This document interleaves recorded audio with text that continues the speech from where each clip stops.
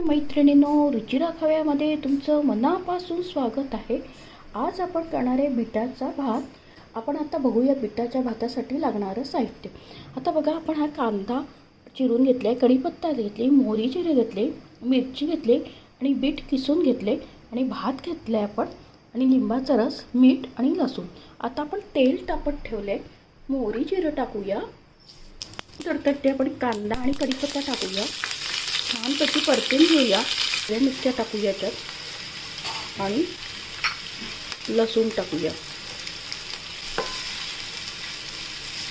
Bit जे किसून घेतलं होतं आपण ते टाकूया आणि तेही परतून घेऊया आपण 5 मिनिटं।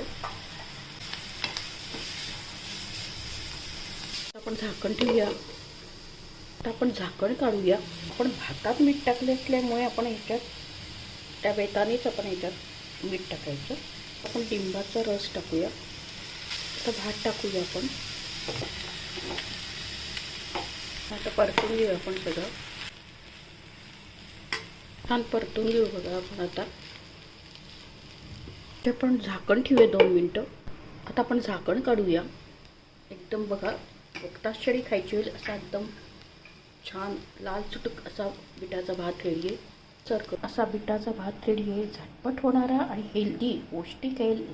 डब्यासाठी तुम्हाला मुलांना देण्यासाठी हा एकदम भन्नाट रेसिपी आणि आंबट गोड तिखट अशी चव येते।